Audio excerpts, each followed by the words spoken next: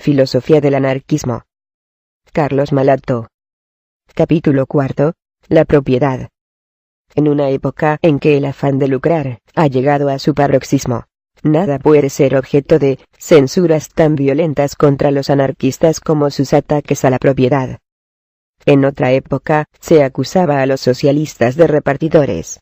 Esta calumnia ha caído en desuso, y si los ignorantes la repiten, los hombres cultos, los escritores serios, la rechazan. En efecto, la comunización, la socialización de los capitales es exactamente lo contrario del reparto. Es la propiedad, cesando de ser acaparada individualmente, y devuelta indivisible a la sociedad con el fin de que todos puedan poseerla. ¿De qué se compone la riqueza social? De capitales numerario: tierra, minas, máquinas, inventos, fuentes de producción. De productos agrícolas o industriales. Si los comunistas piden que los medios de producción sean de todos, y que los productos no sean arrebatados del poder de sus creadores, viven en la lógica y en la justicia. ¿Qué hombre, por ejemplo, puede titularse legítimamente propietario de la más pequeña parcela de tierra? ¿Cuándo la ha creado? ¿Quién de sus predecesores ha poseído jamás el verdadero título de posesión? Los legítimos propietarios del suelo francés eran los celtas, los latinos o los francos, que se lo arrebataron sucesivamente. Los poseedores llamados legítimos del suelo argelino fueron las tribus árabes hasta 1830. Desde esta fecha, los gobiernos franceses son los que distribuyen a su antojo las tierras a los colonos europeos. La historia no es otra cosa que un perpetuo conflicto de razas, y de los pueblos que se empujan, y se atropellan y pretenden legitimar por medio de leyes sus conquistas, debidas a la fuerza o la astucia. Los buenos burgueses que en Francia piden respeto a la propiedad, son los mismos que aclaman la desposesión de las razas indígenas en el Tonkin y en Túnez. ¿Quiénes son los ladrones? Los que, habiendo acaparado pacíficamente, o no, poco importa la tierra y sus riquezas, pretenden condenar a la indigencia al resto de sus semejantes, los que, negando todo privilegio y todo derecho hereditario, quieren dar su dominio a la humanidad entera. No obstante, si los anarquistas proclaman la universalización del suelo, se muestran relativamente moderados en la práctica. Teniendo en cuenta el amor que profesa a su pedazo de terreno el mismo que lo cultiva, quieren arrancar la tierra a los grandes acaparadores para hacer una propiedad común, en la que poco a poco se fundirán las parcelas de los pequeños propietarios. Cuando estos vean, dicen con razón los anarquistas, la superioridad del cultivo realizado con las grandes máquinas modernas sobre los instrumentos primitivos, arrancarán los árboles, arrasarán los muros, llenarán los surcos para unir su parte a la propiedad común. Esta manera de proceder es más lógica que el sistema autoritario, que, expropiando indiferentemente a grandes y pequeños poseedores, provocaría terribles revueltas. El pequeño cultivo, se ha dicho, estimula la actividad del campesino, que se ve obligado a multiplicarse, para encontrar en una reducida parcela medios suficientes para vivir. Sí, pero esto mata al hombre y agota la tierra, exigiendo al mismo campo los más variados productos. Los terrenos en Francia han perdido su antigua fertilidad. Las poblaciones rurales sufren el consiguiente abatimiento por este estado de miseria, y buscando mejorar las condiciones de vida, emigran a las ciudades. La continuación del régimen económico general nos conducirá rectamente a la bancarrota y al hambre. En una sociedad comunista, al contrario, basada, no sobre la explotación, sino sobre la solidaridad, los habitantes de países empobrecidos podrán abandonar el suelo, para que repose y alimentarse con las cosechas de otras regiones. La organización social que sufrimos, conduce por todas partes a la expropiación de las masas, a la hegemonía de una casta. De día en día, se reduce el número de poseedores, y se reproduce en el orden económico el mismo fenómeno que se realizó otra vez en el orden político. Una aristocracia vino a constituirse después de graves conmociones, pero los señores fueron luchando y eliminándose recíprocamente, hasta el punto de no ser más que algunos dominados y absorbidos por un señor más poderoso, el rey. Y cuando el rey fue solo se le cortó la cabeza. Esto fue lo que le ocurrió a Louisby, y lo que les ocurrirá más o menos figuradamente a esos reyes modernos que se llaman Rothschild, Bleichräder, Gould, Mackay, Vanderbilt. La tierra, y así como la tierra todos los capitales, van siendo de día en día patrimonio de menos número de poseedores. En Francia, si en algunos apartados rincones, sin comunicación ha aumentado el número de pequeños propietarios, en la mayoría de los demás departamentos, completamente industrializados, la tierra pertenece a las empresas o a un reducido número de capitalistas. Esto se deduce fácilmente del estudio del catastro, que da, no el número de propietarios, sino el de las propiedades. Ahora bien, a un individuo o a una sociedad, poseyendo muchos dominios, bien sea en una sola región, bien en regiones diferentes, les conviene reducir singularmente el número de propietarios. Según los cálculos más serios, puede asegurarse que entre 1.000.000 de individuos solo 100.000 poseen las 2/5 partes del territorio. En Italia y en España la situación de los pequeños agricultores, agobiados de impuestos, sangrados por el fisco, es espantosa. Irlanda se revuelve bajo el pie del landlord. En América la nacionalización de la tierra es el grito de un partido numerosísimo. Chirac afirmaba en 1885, que en el espacio de 5 años, 29 individuos o grupos capitalistas han acaparado cerca de 21 millones de acres de tierra arable americana, que representan un valor de 6 a 8 mil millones. Por lo que respecta a las minas, la explotación es todavía más espantosa. Qué contraste entre los desgraciados que trabajan por un salario de 3,50 francos a 600 pies bajo tierra, en las tinieblas, con una linterna por sol, y los ociosos accionistas que, gracias a los asalariados, contemplan cómo se duplica, triplica o cuadruplica el valor de sus cupones. Un fajo de papeles que han pasado de mano en mano, da al primer capitalista la propiedad del subsuelo, y de los que lo cavan, de su libertad, de sus músculos y de su sudor. Y este rebaño, obligado a trabajar hasta el límite de las fuerzas humanas para no morirse de hambre, ignorando la riqueza de lo que produce, ni aún conoce el nombre de sus amos.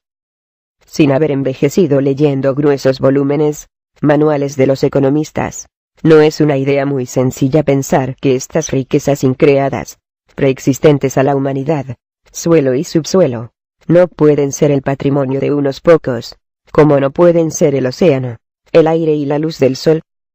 En cuanto a las riquezas creadas por el hombre, hoy tan abundantes, que todos podrían, sin temor, disfrutarlas, si hubieran de tener una clase de poseedores inmediatos, no sería esta la clase de productores.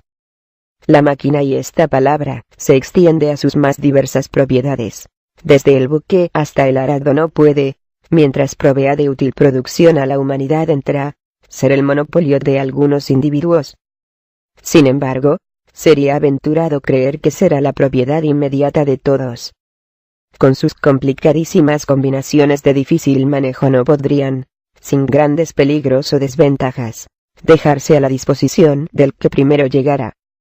Las máquinas parece que deben ser, por lo menos en los comienzos de la próxima transformación económica, propiedad no individual, ni absolutamente común, sino colectiva, perteneciente a los grupos que las harán funcionar.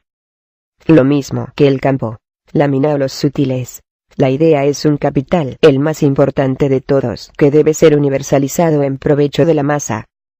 Instrucción, invenciones, descubrimientos, todo esto tiene un fin social, y resume el trabajo colectivo de los contemporáneos y de las generaciones precedentes. Los Pascal, descubriendo esta serie de teoremas de geometría, sin haber recibido de un maestro los necesarios estudios elementales de esta ciencia, forman una excepción, y todavía, sin el auxilio de otros, sus descubrimientos no pueden tener ninguna aplicación.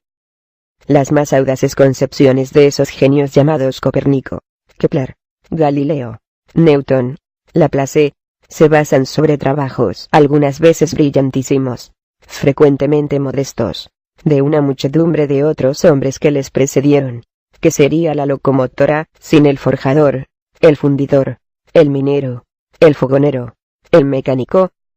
Los ingenieros que construyen puentes y abren istmos, habrían llegado a concebir y ejecutar esas obras gigantescas cuya gloria disfrutan ellos solos, sin el concurso del cantero, del albañil, del carpintero, de todos los obscuros obreros manuales, y sin el maestro que le enseñó antes la geometría y el álgebra. La propiedad intelectual, que hay necesidad de defender con encarnizamiento, en un ambiente de monopolio y explotación donde el pobre de ingenio está a merced del rico ignorante, ¿no tiene ya razón de existir en una sociedad comunista anarquista? Pues caerá inmediatamente bajo el dominio público. Los inventores, hasta ahora engañados, burlados y explotados por los capitalistas, no perderán nada. Gozarán la alegría de ver realizadas sus iniciativas y utilizados sus esfuerzos. Asistirán con un legítimo orgullo al desenvolvimiento de su obra, los mismos que en nuestros días son quizás pospuestos por los celos de unos y el rutinarismo de otros. La universalización de la propiedad intelectual no impedirá la admiración hacia el genio, admiración necesaria para estimular las iniciativas, y mucho más legítimas por cuanto en una sociedad en que todo el bienestar posible estará al alcance de todos, este sentimiento no creará a unos pocos una situación privilegiada. La armonía social, por otra parte, no podrá ser turbada por la eterna causa de ambiciones, de conflictos y de crímenes. El oro, el numerario, bajo todas sus formas, moneda, billetes, cheques, efectos comerciales, etc., no tiene más que un valor representativo. No es más que un instrumento de producción. En una sociedad abundante de productos puestos al alcance de todos, el dinero será una cosa inútil, porque las condiciones del cambio se habrán modificado profundamente. Verdaderamente no es ya cambio excepto en algunos pueblos que vivan bajo un régimen económico diferente. Es una circulación no interrumpida, producción y consumo, reglamentada por la necesidad y, convenientemente precisada en la estadística. Sin dinero, sin bonos de trabajo, los miembros de la sociedad, a la vez productores y consumidores, adquieren libremente lo que necesitan, sabiendo perfectamente que la producción será siempre superior al consumo.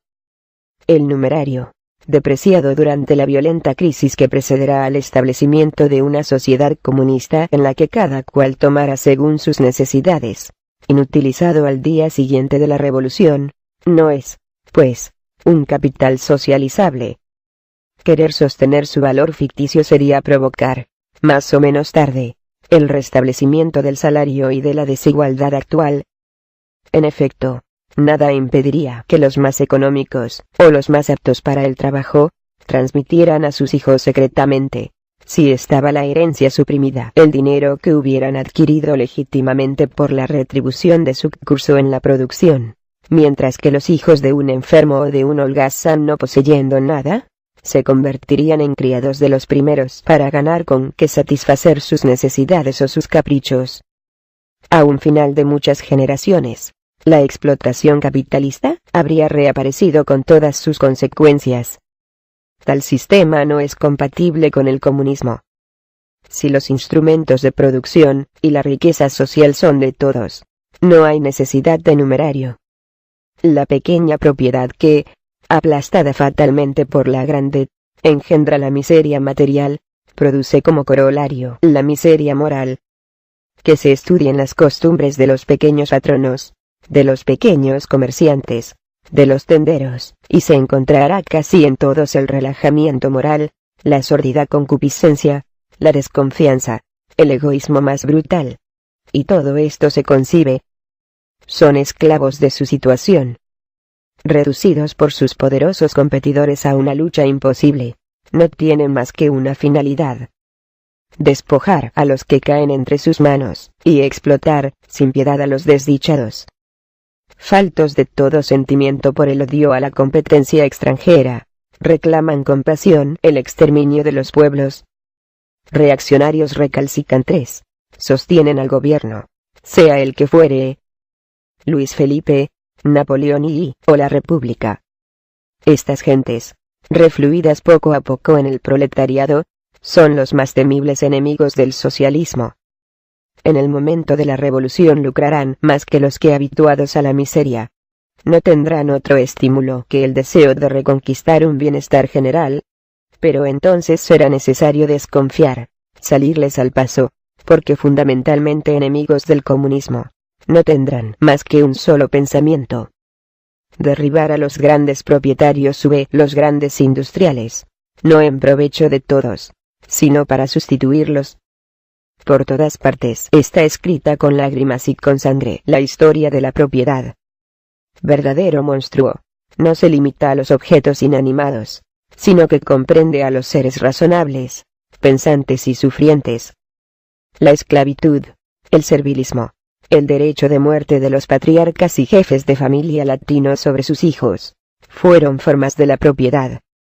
Y si el código francés, inspirado en el derecho romano, declara menor a la mujer subordinándola al marido, debiéndole obediencia, no hace más que sancionar la posesión del ser débil por el fuerte. En resumen, después de haberse modificado hasta lo infinito, por el transcurso de los siglos, y según los medios, la propiedad, en su forma presente, el acaparamiento individual, no responde ya a las aspiraciones de las masas. Tres formas se dibujan y parecen destinadas a prevalecer al día siguiente de la revolución social. La propiedad común o universal, extendiéndose a las fuentes naturales de producción: tierra, minas, aguas, y comprendiendo el capital, idea, instrucción, inventos, descubrimientos. La propiedad colectiva, abrazando la posesión de los instrumentos industriales, para las agrupaciones obreras. La propiedad individual, afecta a los objetos de un uso personal. Es evidente que si la justicia y el interés público reclaman que las fuentes de riqueza estén a disposición de la sociedad entera, existe una especie de sociedad privada que conviene respetar en absoluto, so pena de desconocer toda libertad y provocar incesantes conflictos. Y esta es la propiedad de las cosas que sirven al individuo, para sus necesidades particulares. Arrebatar el pan, o el traje a alguien, sería un acto inconcebible, tanto más cuanto que ni pan ni ropas faltará en los almacenes generales en los que los consumidores encontrarán la satisfacción de sus necesidades. El comunismo comenzará sencillamente por la socialización de los medios de producción. Entrando poco a poco en las costumbres, multiplicará la circulación de los productos, pasando de mano en mano, hasta el punto de que la propiedad individual llegará a estar, en cierto modo, por todas partes, y en ninguna parte. Fin del capítulo 4, la propiedad. Filosofía del anarquismo.